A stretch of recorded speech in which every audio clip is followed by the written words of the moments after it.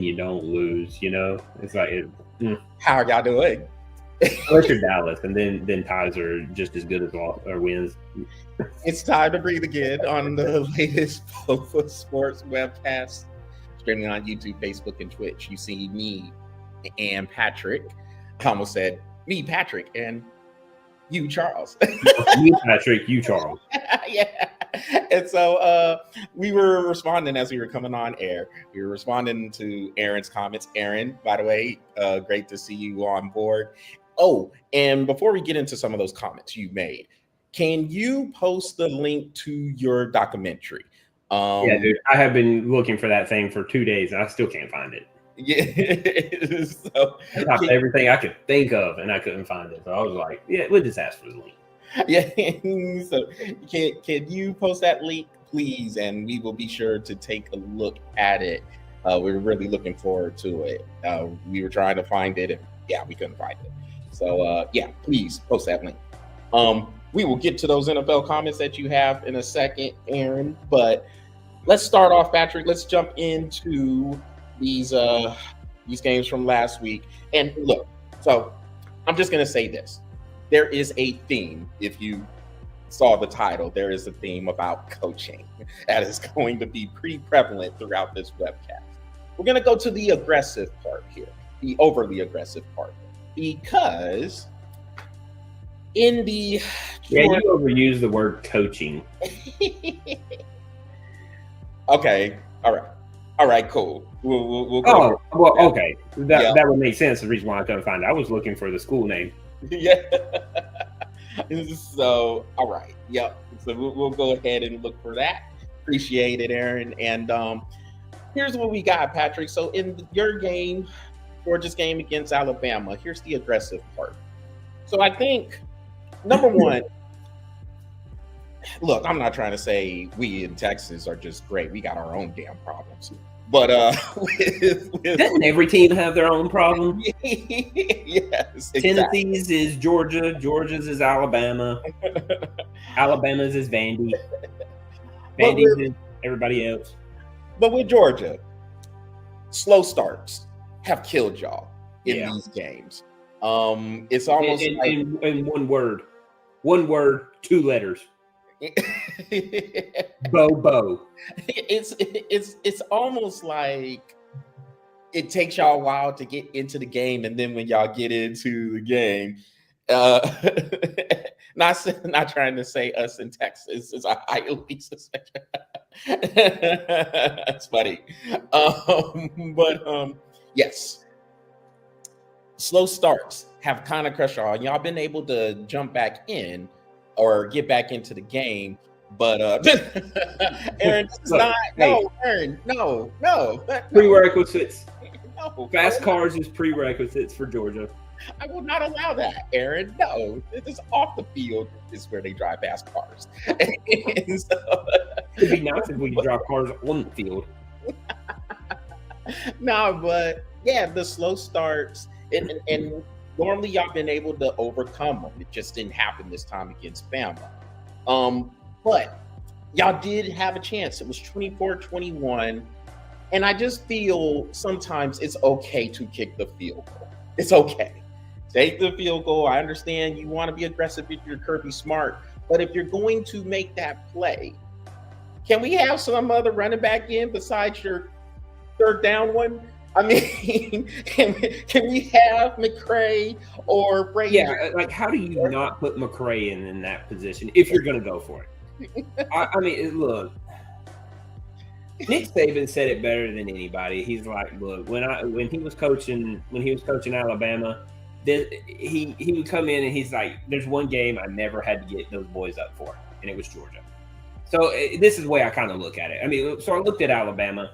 And I still think Alabama's going to take 3 losses. Mm-hmm. I still do. Why we are struggling with Alabama, I don't know. It's like something is just floating there, and we just can't beat them. We just can't beat them. I mean, how do you score 24 points, or you let them score 24 points in the first half? They don't score anything in the second half, and you still lose. And so at this point, like we said it last week. Until Georgia beats this team 4 or 5 times in a row, I won't pick them again. As a matter of fact, it won't even come on my radar anymore as a pick to even go against, because it's crazy to sit here and watch this Georgia team, as powerful as this offense is, as great as, well, I say as great as this defense is, but the defense sucks. The defense is horrendous. And until it's the second half. I don't get it. So I don't think it's a Nick Saban thing anymore. I just think it's just Alabama is in Kirby Smart's head. And until we get rid of Bobo, and until I can't even think of our defensive coordinator's name. But that dude sucks. I would much rather have I'd much rather have a retarded monkey out there. That's stupid. I mean, the defense is horrendous. Nobody even got any pressure on the quarterback. I was so frustrated with that game. I was like, whatever. At that point, whatever. So I think this, again, it goes back to these slow starts. And yeah, when you get into the second half, Bama didn't score again in the game after getting the 24 points in the first half. I think.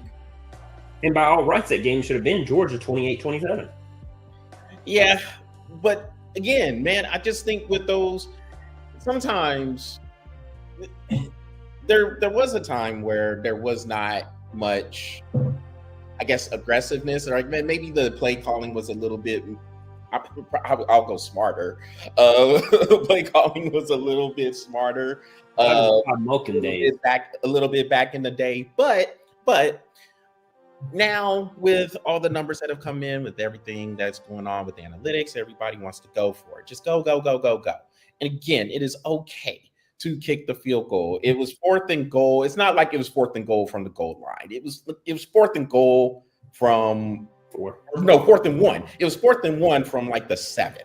Yeah. And it's okay. Just kick the field goal there. You could tie the game up at 24. And it's not even that part, Patrick. It's not even about being aggressive. That was the worst thing about it. But if you're going to run that play, again, your money guys, your best players have to be in there if you're going to do that. Now, I guess he wanted to say, well, we substitute, then Alabama can substitute, and then they can match up things, and then they can take their time running off the field and fake injuries and all that other stuff that happens during substitutions now. But, even still, your best players have to be in there. Yep. You cannot run that play with your third down back. All the other running backs are to have, and he ran it with the third down back. I did that one. I didn't. I didn't. There's dude, and that 3rd and 3, and he wants to sling a bubble pass. I was like, dude, I can't do it with this anymore with this Bobo dude. Like, Georgia is calling. I told everybody, I was like, look, if Kirby Smart doesn't fire the offensive coordinator and the defensive coordinator, I'd fire him. Period. I'm tired of dealing with this crap, because Georgia fans, we're not expecting every game to be a win. We're not at that level. We're not Alabama. We don't get pissed off when we lose. We're a little frustrated with the way we lose. That's where we're frustrated with. But I would say this, like, at a certain point, like, I don't give a crap how many championships you've won. Like, if you don't fire these two, I will fire you. That's it. Because these two they're not that good. They're just not. And for a defensive-minded head coach as Kirby Smart, walking out on that field, I would tell you, like, we may win some games, but nobody's scoring over 15 points. I can tell you that. And with that defensive mind, you shouldn't be giving up 44 points with Tennessee. I don't care how high-powered they are. With that defense, you shouldn't. Alabama, you shouldn't be giving up 24 points. They should get a touchdown, maybe a touchdown and a field goal, 10 max. That team is that good. They should be winning. But whatever the case may be, Kirby Smart likes to go for stupid plays, man. It's like you said, if you're gonna go for 4th and 1, put your men in there. Put the guys that got you there, put them in, let them do their job, and move on. But I don't know. It seems like every time we go against Alabama, this is what we do. Something stupid every time. And while Georgia has issues with maybe over-aggressive coaching, we got to go to the king of the conservative coaching up there in Penn State. Oh, you God. need to tell me. It frustrated me too. So you need to tell me. It's 17-3, and I was going back and forth between that game and your game with Bama, and the play calling in those first 3 quarters. It's Ohio State and Michigan all over again. Very, very short passes, running the ball all the time on first down. And Oregon, against Oregon, you need to score. It is just one of those things. Oregon is going to score points in some way, shape, or form. The defense did good to hold them to 17 as it was, but coming up into the 4th quarter, and then all of a sudden, let's open up the playbook. So now you get a touchdown, you get another touchdown, and then you go to overtime, and you're able to score. You get a touchdown to go up 24-17. Oregon answers back, and then they scored on the first possession of the second overtime, and then just not a good pass by Drew Ayler. Like that ball could have been intercepted twice.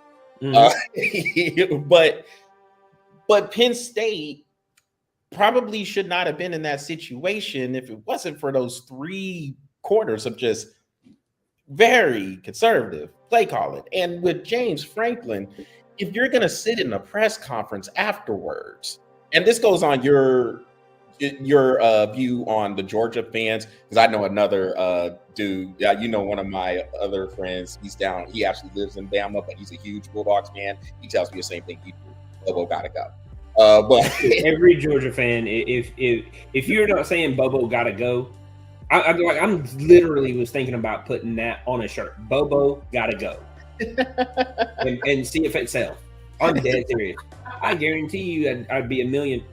You know what? I'm going to do it. I'm going to put it out there. I'm going to make me a shirt that says Bobo gotta go, and I'm going to put a Nike check on that shit and ship it out. And I guarantee you, if you are a Georgia fan, you're buying that shirt. Bobo gotta go. But if you're back on Penn State though, that was my fault. You get me on a rant with that. I know. Bobo gotta go. I'm sorry. Yeah, but that was me rant baiting you there. Yeah, you did a good job too.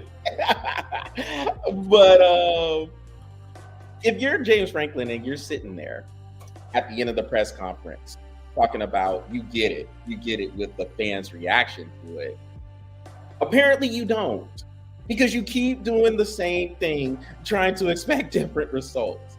When you get into these big games, you continue to start off ultra conservative. You're not going down the field at all. You're not even running like a tempo, something just to spice things up. But it's just the same, just let's go, let's get in our huddle, and then we'll run some running game real quick, and then that's it. And then the fans, and this is your whiteout game, of course, as well. The fans are just sitting there like they don't have anything to really cheer about. So now they got to try to enhance something, try to manufacture something in the hope that the team gives them something on offense, but it's just not happening. And this is the story over and over and over again with James Franklin. And then you go into a press conference. I get it with the fans' frustration. You don't. You don't. You don't. and you'll never hear any other coach say that. Because they don't get it. Because if you did, you would change. You would change your mindset. It's you got with Franklin, man. We've said this many times. I don't understand this dude. I do not understand why he gets in these games. And now there's a third team. It used to be just 2. Now there's 3. You got Ohio State, Michigan, and now you got Oregon. And this guy cannot get past them. Aaron says that game was like the LSU Bama game. of the century, 12-9, which was all field goals. Yeah, I remember that. I don't even know if it was 12-9. It might have been 9-6. No, I think it's 12-9. I think it's 12-9. It was 9-6. I mean, Here. That was so. That was 2011. That game. I think that was 9-6.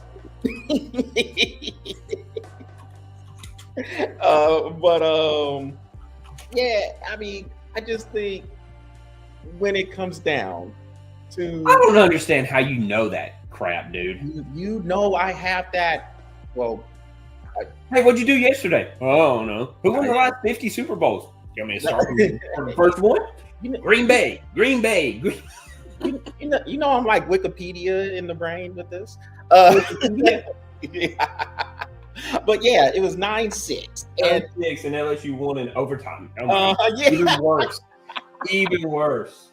LSU wins in overtime, 9-6. Ooh, what a thrilling game. And so, yeah, look. Half of America was asleep by then. And so I just think after a while, when do you see what you are doing when you play? You're playing everybody else, when whoever it might be, anybody who's not Ohio State, Michigan, and apparently Oregon now.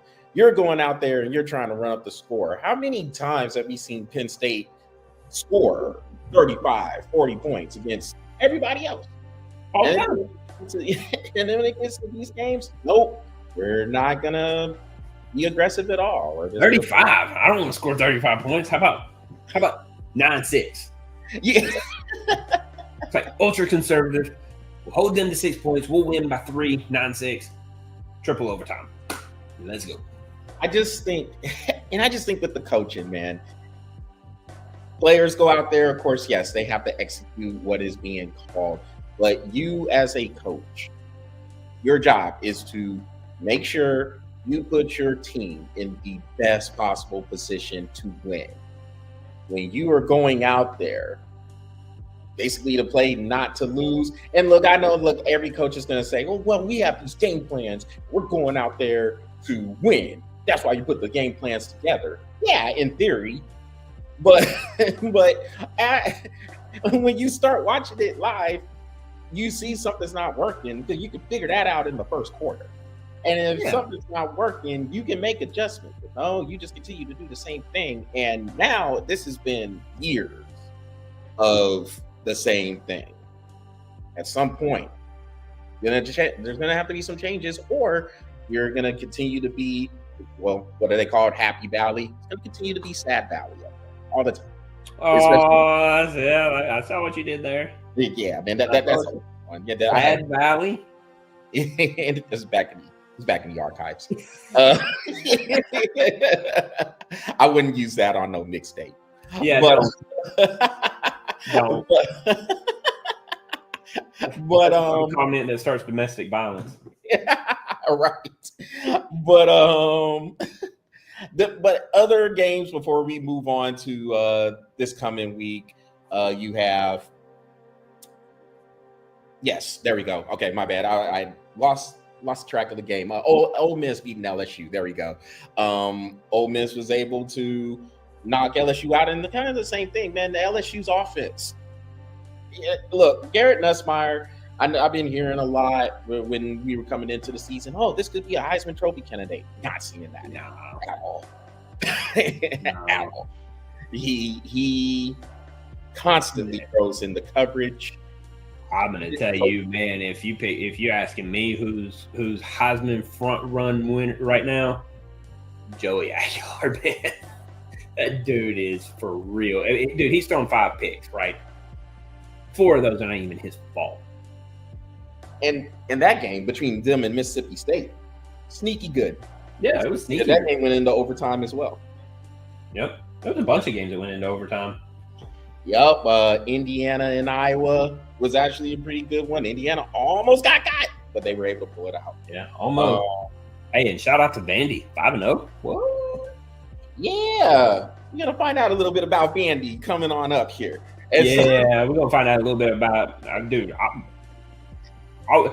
You know how I am about SEC games? I don't really root, but I'll be rooting for Vandy. I hope Vandy just smashes them. I hope Vandy smashes them.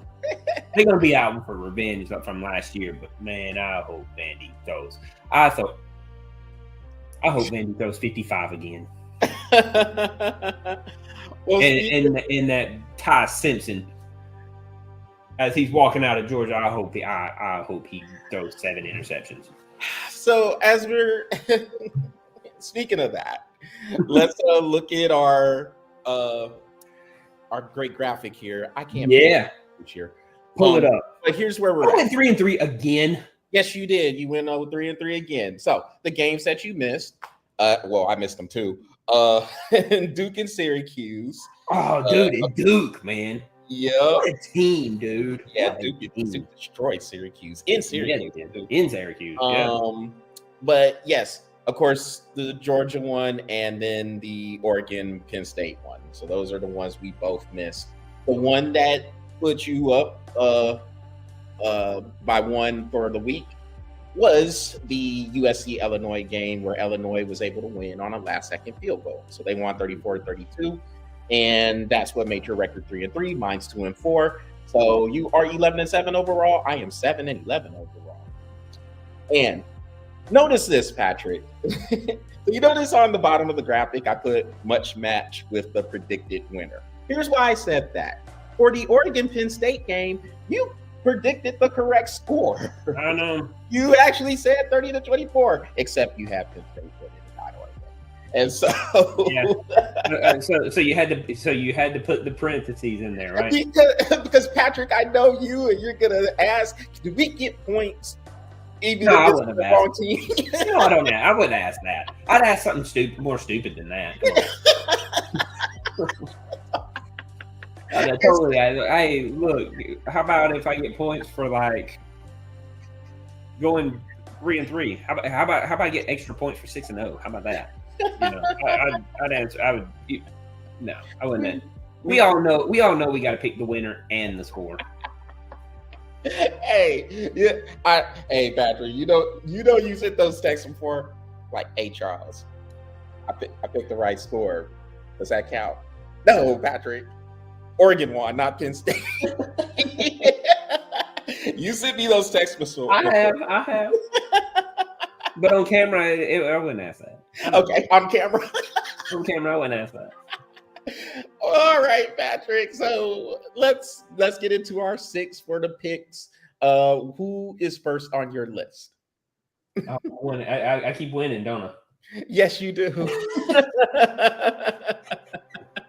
I can't even sit here and deny this. It's like, yeah, he does keep on winning. So, right. Where are we gonna start?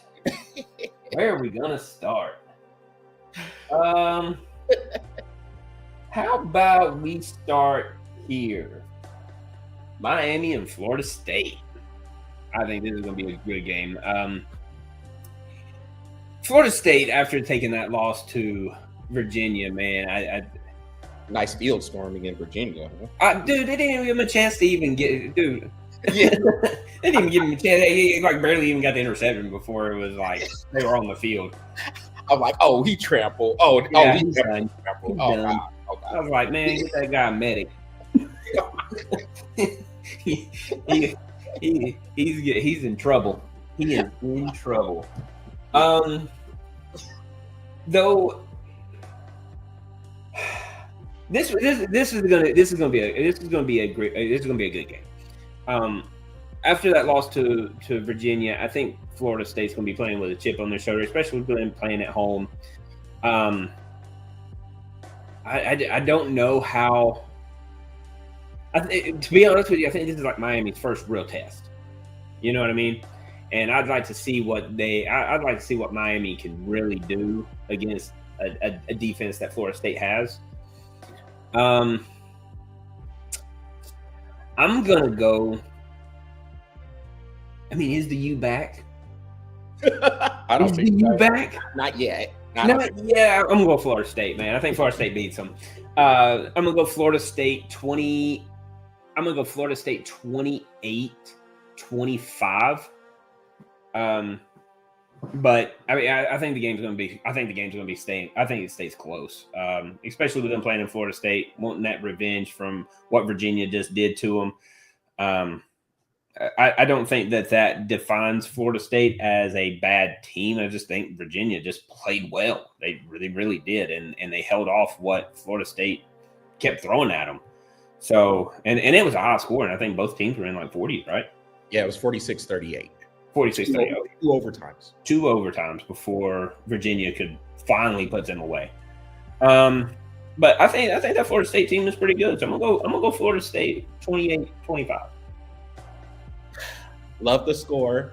I was thinking something similar. I guess that makes up for that TCU Arizona State game where I kind of took their score.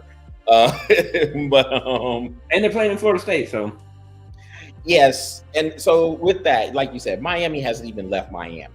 They played all their games in Miami so far. So now they're gonna go up to Tallahassee, and I think Florida State.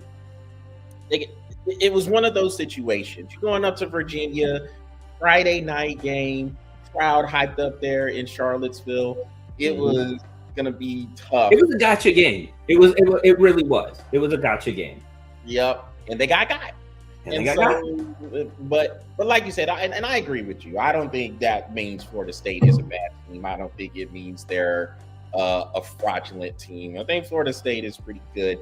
And with this game, one of the ultimate rivalry games, we remember all those tapes, all those games back in the day, the wide rights and all that. And both of these teams now are at a stage where they're good again. Said we're not quite ready to say the U is back, but they're trying to make sure we do say the U is back. And winning this game in Tallahassee would go a long way. Good boozer. You.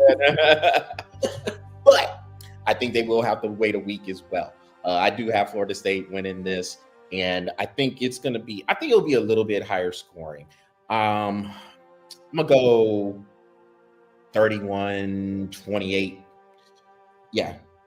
No, 31-27. I'll go 31-27 Florida State here, and they will get back on track from that tough double overtime loss in Virginia. And if Miami does go on and lose, it'll be one of those things. I'll say the same thing that we're saying about Florida State coming into this week from their loss to Virginia. Doesn't mean Miami is a bad team. I just think this is one of those rivalry games, and it could go either way. Yeah. And this thing go for it. And you got to give a lot of credit to Carson Beck and how he's running that offense in Miami. But like you said, they haven't been on the road yet. I think this is where I don't think it's a gotcha game. I just think that Florida State is just. I think they're going to be playing with a bigger chip on their shoulder than Miami is. Yes, sir. All right. Well, this is my turn. Let's go here, Patrick. Texas Tech. I knew it. Oh, yes. We got to go there. We got to go there. It was going to be my second game if you didn't take it. Was it?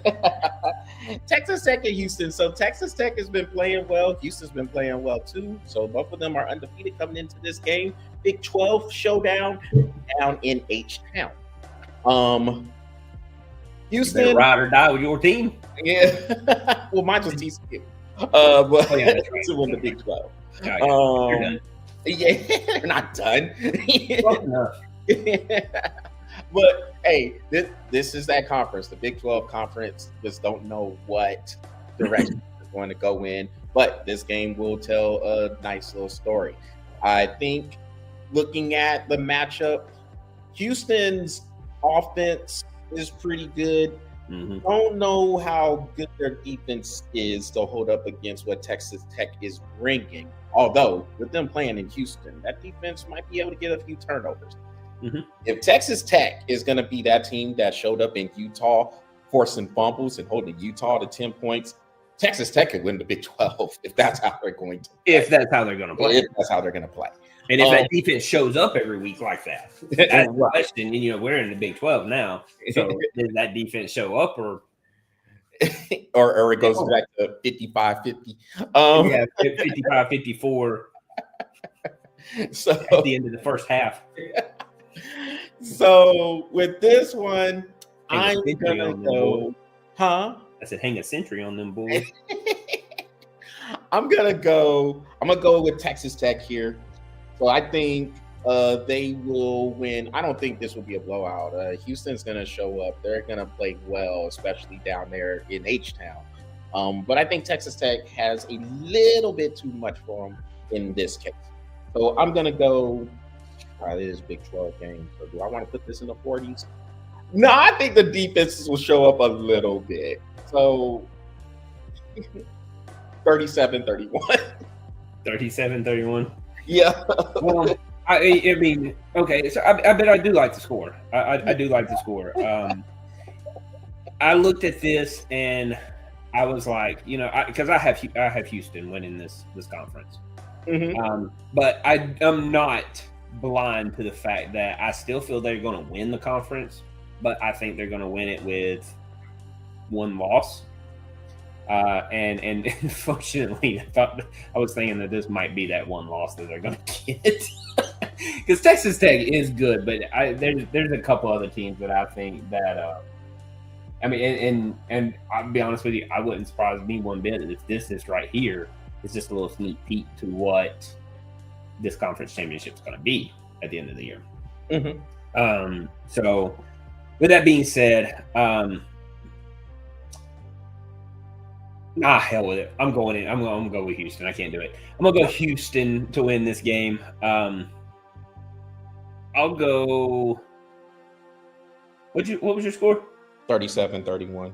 37-31. I'm gonna go 35-31 Houston. 35-31 Houston. Love it. And so I remember, because like last week, because I have TCU winning that conference, but I knew they weren't gonna like go undefeated. So, I don't think Houston's gonna go undefeated either. I mean, like this could be their loss right here. I really do think that they're a good enough team, but I also feel like they could win this game. They can. All they need is 2 turnovers. Oh yeah, Houston's definitely capable of winning this game. Yeah, absolutely. Like, it wouldn't shock me at all if Houston was able to pull this one out. But I think they're going to come up a little bit short. So, yeah. I think they're going to come up a little bit long. that extra 4 points that they're going to need to win. I'm waiting for Aaron to come out through and be like, pause. Hey, Northwestern won last week, didn't they? Who did? Northwestern won last week, didn't they? They did. They beat UCLA. Yeah. Oh, never mind. It's UCLA. Nico. Mr. I need $4 million so that I can go and throw all these interceptions and lose. Patrick, what's your next game? What is the next game? No. Hey, do you think Penn State beat UCLA? 50-3. 50-3 is what I don't even think UCLA even scores, man. Yeah. To be honest with you. Where was that game? There was a game I was looking at. Let's go.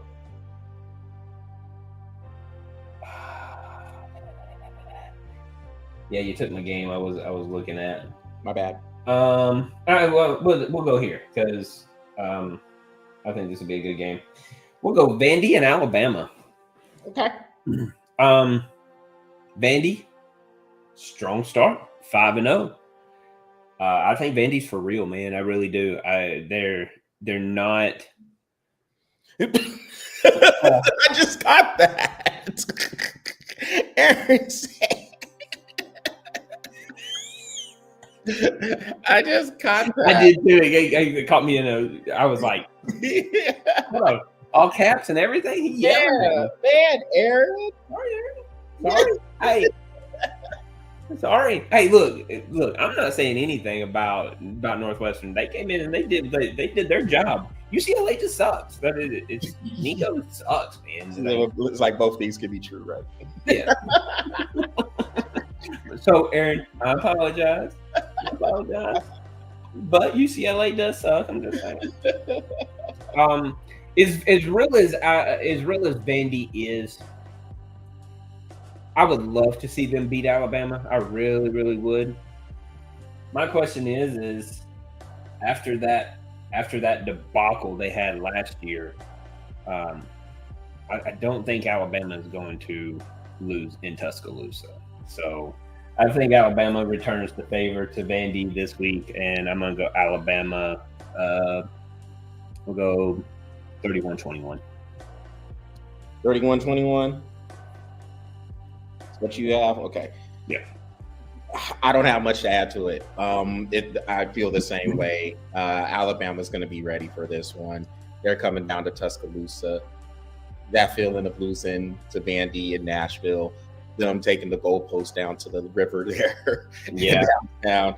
I don't think Bama's forgotten about that at all. And I feel the win they had between the hedges, this win, just like last year, it felt a little bit different. Like, so when they beat y'all last year, it didn't feel like a win where you felt they could be springboarded and it could carry them on through the rest of the season.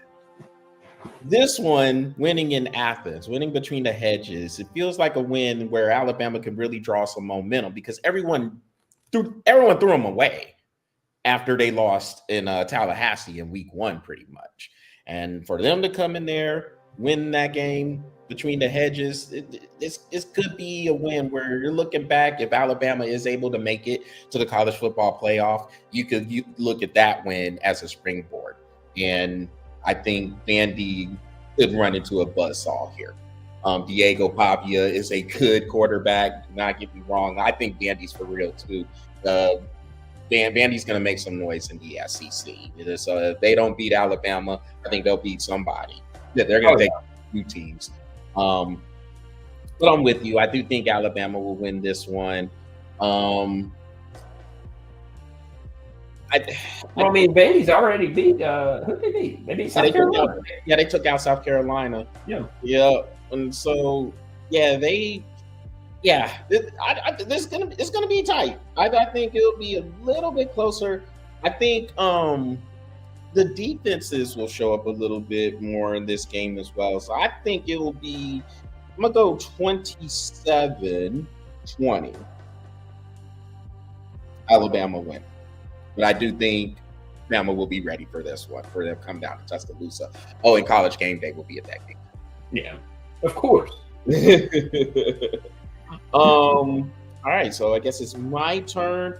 How about this one, Patrick? I think this one might be pretty interesting. Virginia at Louisville. Now, we just talked about Virginia winning against Florida State last week.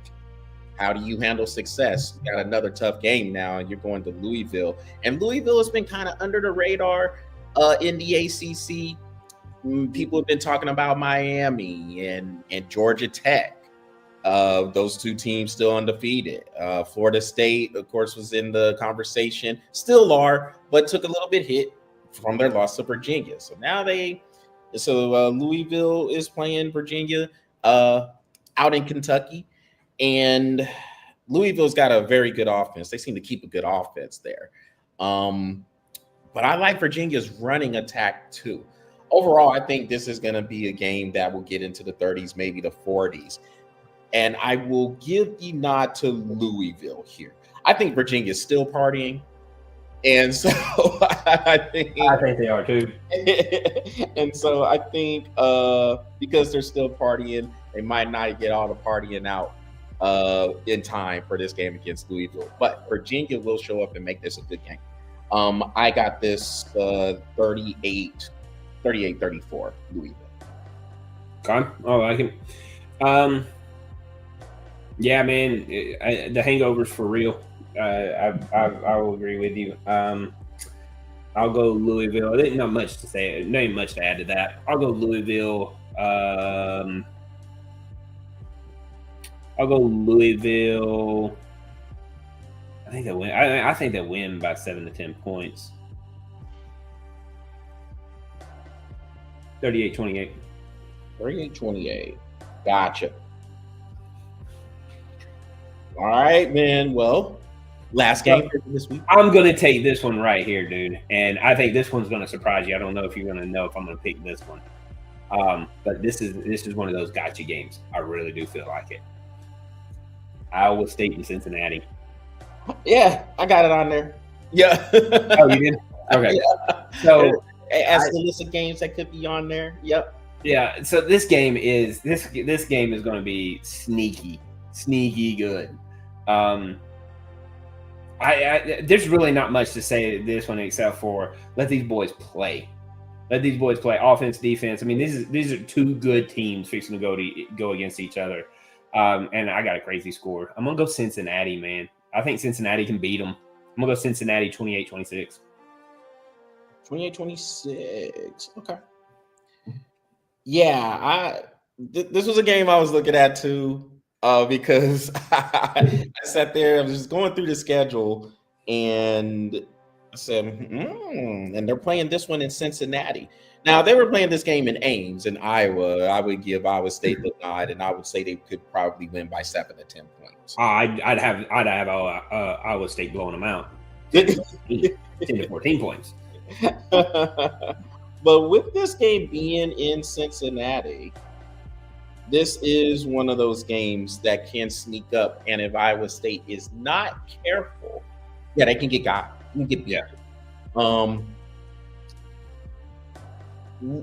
Beck, their quarterback, has been very, very poised throughout the season, at least leading up to this point. I did get to catch Cincinnati a little bit during their first game when they played Nebraska in the opening week. And from there, and I said, wait a minute, I know Nebraska won that game, but Cincinnati in the Big 12. It was a fight. Yeah. That was a fight. Cincinnati in the Big 12 can make this interesting. Like, they could be right there in that mix of teams that can win that conference, actually. So I am going to go with Iowa State here. It is very, very close. What you have, 28-26? Yeah. So I think this will be in the 30s too. I gotta have a lot of high scoring games here. We're gonna go. I got a lot of defense showing up apparently this week. No, yeah, I'm gonna go. I can see Iowa State pulling this out at the end too, like a last second drive. I'm gonna go fire drill. Yeah, right. There's only one team that can pull off that fire drill, man. Out to Georgia. Yeah, speaking of fire drills, 34-31 is what I got. But would not shock me at all if Cincinnati did win this game. And then let's see. So it's my turn. Let's go over here. Come on back into the SEC and look at Mississippi State and A&M. Okay. I thought you were going to Texas, Florida. Nah. I'm pretty confident Texas will win that one, but we look. I'll use this as an upset alert. We need to be careful. You gotta be careful, especially in the swamp. Yes, we need to be careful there. Now I'm gonna go Mississippi State and A&M here. So I think this game is sneaky good, Patrick, because Mississippi State is. Hey, these boys looking like they can play some ball. They almost got Tennessee. Last week in Starkville. A&M, they've been winning. We talked about their game with Notre Dame. They had a tough one with Auburn. Auburn's defense is sneaky good because A&M struggled to score in that game. That game was 16-10. So I think they're gonna have to score a little bit more if they're gonna beat Mississippi State. But I do think they get it done because their defense is pretty good as well. Yeah. So I'm gonna go this one. If it gets into the mid-20s, I think that would be kind of an explosion there. I'm gonna go 24-17. A&M. That is literally going to be my score too. Was it again? I'm sorry. Yeah, that's going to be that was because like you said, I think if it gets into the 30s, I think that's crazy for these two defenses. I don't think either one of those teams could get into the 30s. I mean, no, I take that back. I think both of these teams could get into the 30s because the offenses are pretty powerful. But I don't know how well they're going to score on these defenses. You said 24-17. I'm gonna go. I think Texas A&M can get. I think I'm gonna go 28-20. I'm gonna go 28-20. That's a nice score, actually. All right, 28-20. All right, so here's what we got for this week, Patrick. So, in no particular order, but you need to start taking a picture of these and send them to me because every time I start watching on Saturdays, I'm like, what was our game? I can't even remember our game. Then I have to go back and watch the show, look at it for a minute, and then I'm sitting there with the show, and then I got ESPN, and then I got this going on, and I got that going on, and I'm like, oh, okay. And then I forget that I forget the teams anyway, and then I'm just like, I don't remember. I'll just look on Tuesday. All right, yeah, no problem. I'll send you the picture. Yeah, I got it. I forget every time, and I'm sitting here going, man, maybe I should get Charles to just text them to me. Yeah, I totally. And I can see them because, dude, I get so sidetracked on Saturdays. It's like I don't even remember what I was watching until Georgia comes on, and then it's like laser focused. I got you, man. Yep, I'll send you the text. But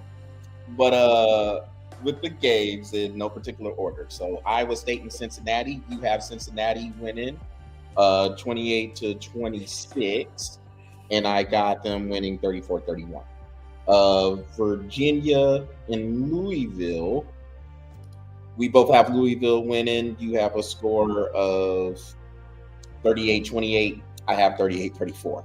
Vandy and Alabama, we both have Bama winning. You got 31-21, and I have 27-20. Texas Tech and Houston, you have Houston winning 35-31. I got Texas Tech 37-31. Miami and Florida State, we both have Florida State winning. You got 28-25. I have 31-27. And then Mississippi State and A&M, we both have A&M winning. You have 28-20. I have 24-17. So we disagreed on two? Yes. Yeah, we disagreed on Iowa State, Cincinnati, and Texas Tech in Houston. Okay. So, yeah. Okay. So, let me know. I will send that text to you. And so that you have everything right there by you. So then if you are keeping a focus on Georgia, you do have at least have those scores that you can sit there and look at. And that's what I keep doing because my biggest thing is I'm like, how close am I getting to the score? And I saw that Oregon game, and I was like, yeah. I'm like, I'm done. I'm done for the week. And so with that, Patrick, let's jump over to the NFL. So, Aaron, going back to your comments that you had made earlier when you was talking about the Cardinals and that offensive coordinator. But he had made mention to when we were talking about Kyler Murray and whether or not Kyler Murray this step. Kyler's still a question mark to me, but it's not a big question mark like it used to be. The offensive coordinator has been back. And believe me, I know how that feels, Aaron. Yeah. So, B.O.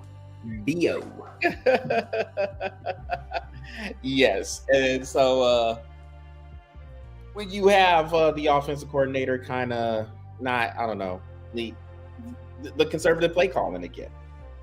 And you decide that you really don't want to open it up until it's probably too late. You have to come in there, and I'm not saying just go overboard aggressive with everything, but can you at least throw some downfield passes? If you have people there, 8, 9 people in the box, take a shot. You have to back them up. You cannot let them play the defense where they have all these people in the box to stop your running game and also to take away the running threat that Kyler Murray has. That's what we were doing when we, as in the 49ers, when we played them in week 3. That's what the Seattle Seahawks did on that Thursday night game. And then all of a sudden, when they were down 20-6, hey, let's open it up. Crazy to me. Why does it take that for you to open it up? He also brought up Robert Saleh, who is now the defensive coordinator for the 49ers. He had made some comments about Liam Cohen and them basically being good at time stealing. And Jacksonville came in there. Jacksonville, look, I got to see that whole game. Jacksonville played like a team who had their coaches back. Yeah. And they took it to us, and they played a cleaner game. They played a more complete game. They had a punt return for a touchdown. They forced 4 turnovers. Yeah, 4 turnovers. and they played good complementary football and was able to pull that game out. And so Liam Cohen was trying to get at Robert Saleh, and he said, "Keep my name out your mouth." It was caught by a whole bunch of people, and they had to hold them back. And so, I take it stuff like that, Patrick. I don't know. I take that as a compliment. I'm like, yeah, I'm not really worried about what other people say like that. If they're gonna come out here and take a shot, I'm catching strays for no reason. like whatever. Sniper. Yeah, right. So it's just I don't know. Like if that's where we're dog, if you're gonna throw shade on me, cool. It's hot in Florida, man. Yeah. The way I look at it, I don't care. Say whatever you gotta say. Whatever. I don't. Dude, here's my thing. I'm too old for that crap. I don't give a crap. Right. You want to throw shade on me? Throw it. It's hot. It's still in the 80s down here. I'm good. Throw it. Throw it on my way. I always tell people they're like, "Oh, well, I'll tell the whole world." I'll tell them. I need the clout. People might follow if you throw it out there. What's the hold up? And then he brought up he said ties are worse than a loss. So he's talking about the Packers-Cowboys game that ended in a 40-40 tie. So Packers, yes, ties are worse than losses. Yeah, the Cowboys, hey, it ain't a win. I get it, but it ain't a loss either. So this goes back to the theme about coaching, Patrick. It's overtime. You decide if you're the head coach for the Green Bay Packers, Matt LaFleur, you say, give Dallas the ball first. So Dallas gets the ball first, they get a field goal. The way that play calling went, it's almost like he was playing for the tie. Mm-hmm. And the clock management at the end it almost cost them the game because they sat there, they ran a play and they had 1 second left and it took them forever to run that play. That was horrible. That was pathetic. Yeah. And you're in overtime, you have a chance to win right there, and you decide that you're gonna just go in there. You have 5 minutes. Yeah, like after the Cowboys scored that field goal, they had 4 or 5 minutes left, and you're playing for the field goal there.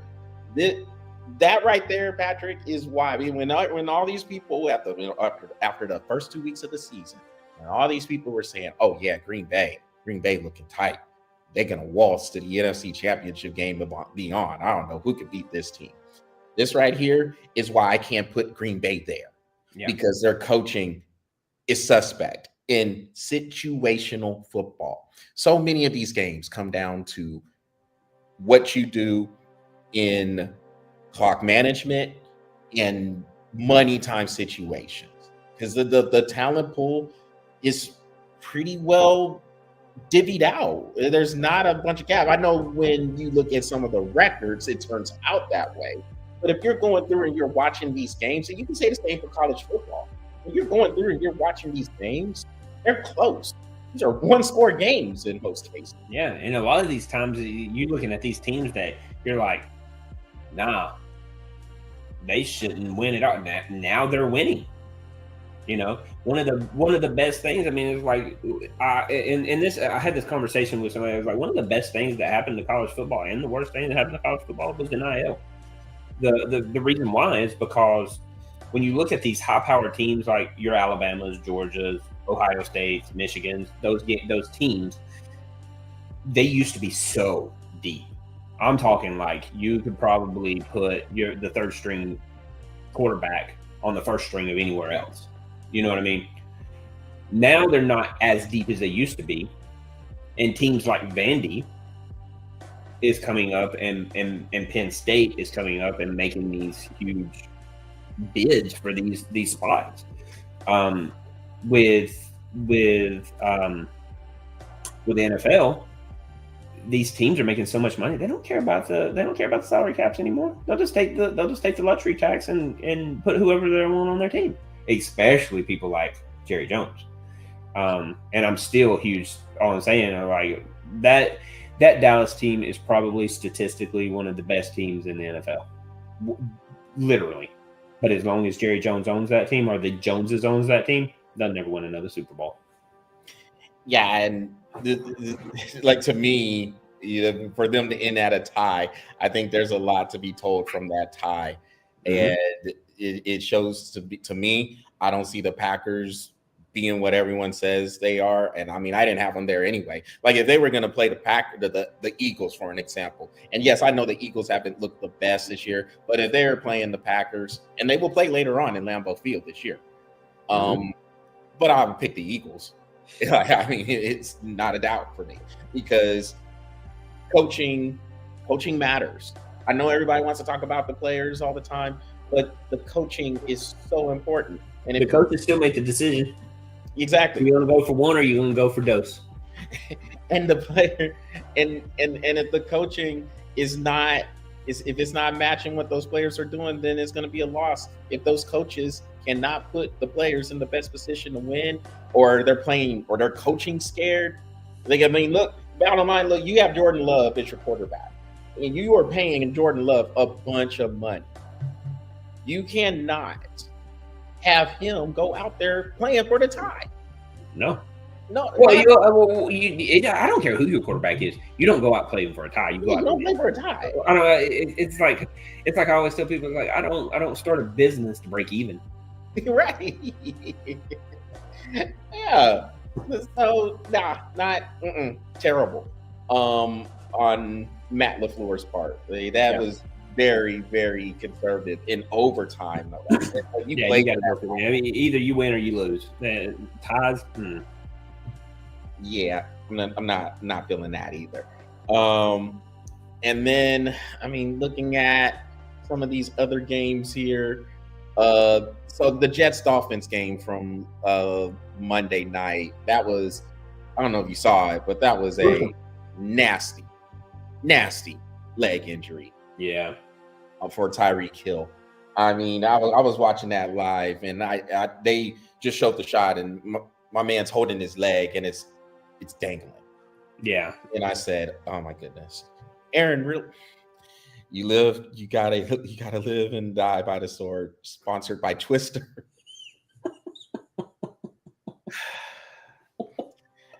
So I was watching. Finally, there's that comment that cracks me. Yes. We get one good one, sometimes two or three, but we definitely got to get one good one from Aaron every week. And there it was. Thank you. I've been waiting on it too. I've been waiting on it. So that is bad, but yes. That was a good one. But that was nasty to see that live. And look, I used to be, I could watch these games, especially when we were in our 20s, Patrick. I could watch these games, I could see it through some injury, and I'd be like, oh my goodness, that's effed up. Now I see these, I'm like, oh. Oh, dude, I don't watch. I didn't even watch it. I flipped on the TV. I saw his leg, and then I turned it off. Like I don't even want to see how it happened. It's like it's done. Turn it off. Yeah, and then he said, Aaron, Yeah, he'll come out with that same leg. oh my god. So yeah. Other than that, Aaron, wow. You got the Chiefs throttled the Baltimore Ravens. Oh yeah. Throttled. And on that note, so Aaron left another comment. He said, "I am forever numb after the Kevin Ware injury." Yes, I remember watching that live too. That was gross.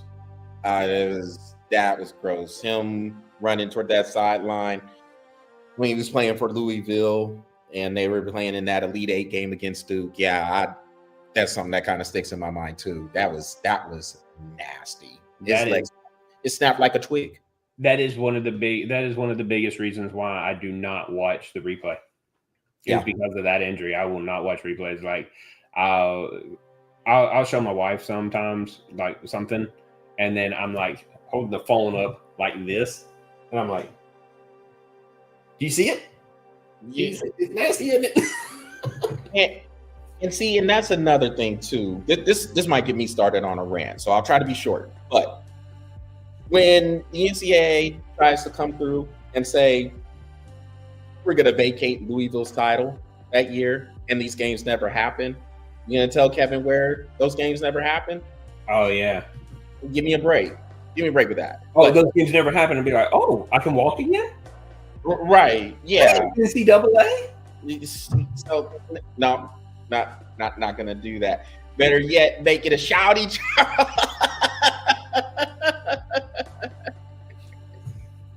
I might, Aaron. I might make it a shouty. But we gotta get more into those shouties anyway. So yeah, that might be a subject if it isn't already. I have to go back and see.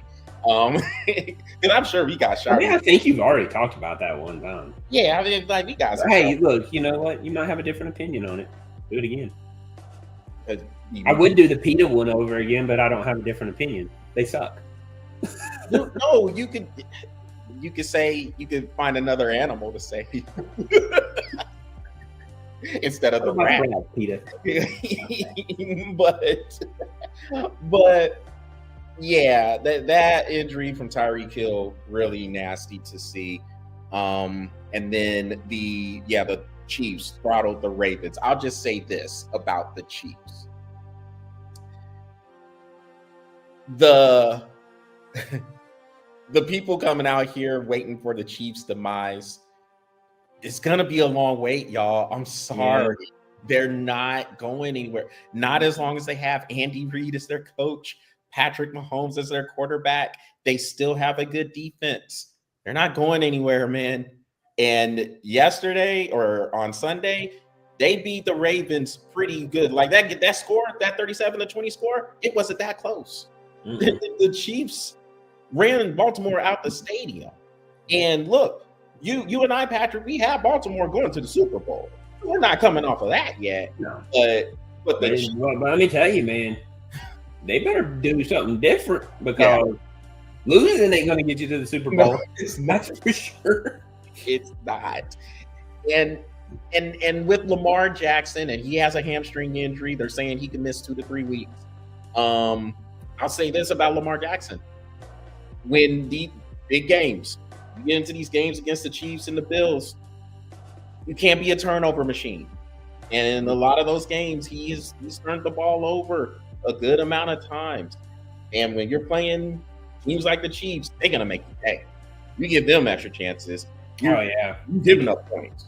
Yeah, you give extra chances to the teams like Buffalo, the Chiefs. Right now, I mean, there's quite a few teams. Eagles, Buccaneers.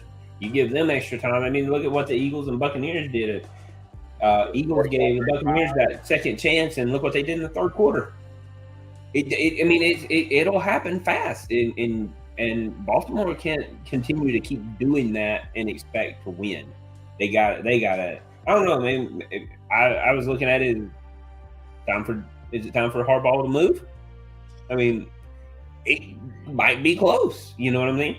I can tell you, Patrick, I feel I feel a lot more on the side of yes, it might be time for him to go. Now, before I was like, nah, Harbaugh, you gotta win a mentality. Because I kind of put him and Mike Tomlin to me are kind of on the same wavelength. Like, I'm not ready to see either one of those guys go yet.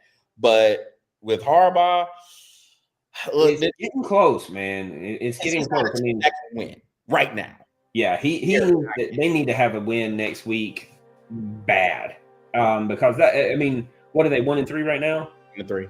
So that means they have to have a win next. Who they got next week? Houston. Okay, so how about Houston throttling Tennessee? And Tennessee. Ooh, dude, and Tennessee. They might be picking number 1 again. Oh no, I've already got them in the number 1 slot. You got but I will say this, man, and we can move on past this week if you're ready. All I gotta say is, hey, shout out to my Falcons for the only team in their division to win this week or last week. Second place. Here we come. Yeah. We're coming, baby. We're coming. You said second. I don't know how you beat the Vikings, lose to the Panthers the way you lose, and then come out and beat the Commanders. The Commanders the way you did. Okay. All right. Well, give us the way I kind of look at it is give us Kansas City from now on, and Buffalo and Tampa Bay. Give us those teams because we play better when we play against teams that can play. Let's move to the Titans.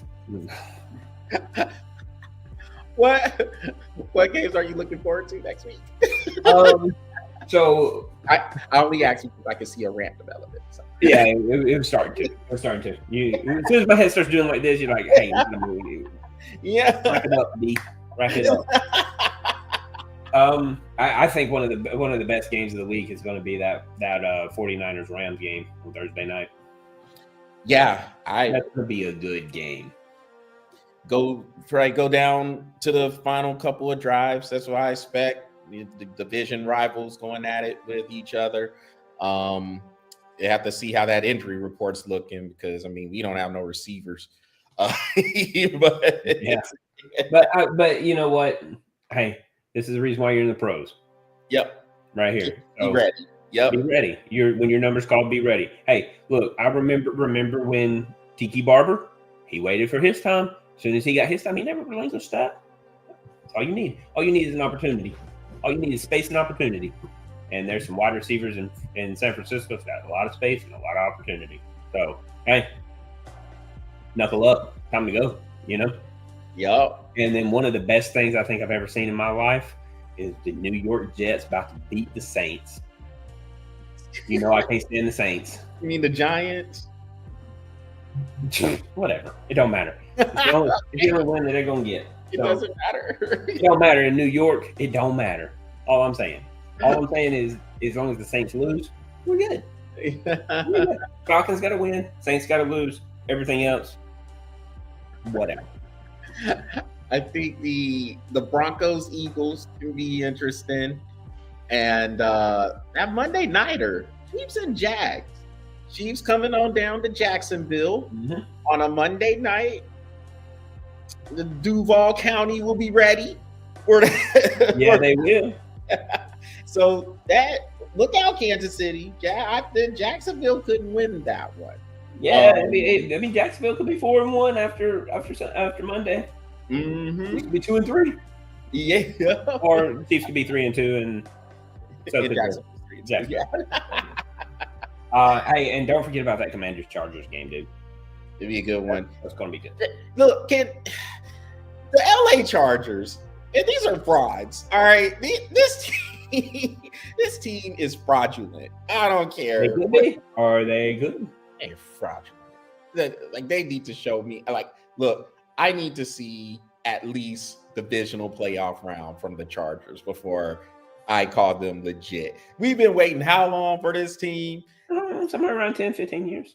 Okay, so 10, 15 years too long.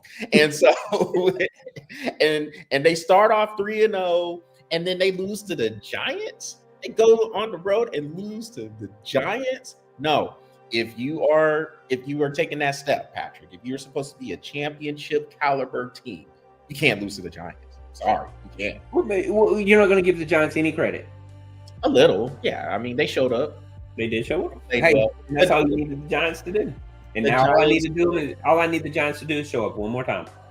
The Giants did play a good game. I'm not taking it away from them, but you cannot lose that game if you're the Chargers. You really can't. No, you really can't. If you're going to be a playoff team, you got to win the games you're supposed to win, and you got to edge out some of the games that you're not supposed to win. Exactly. So, well, Patrick, that will conclude this webcast. Before we go, though, what you got coming for Pro Epic? So we are still in season 2 of Brantley versus Preston.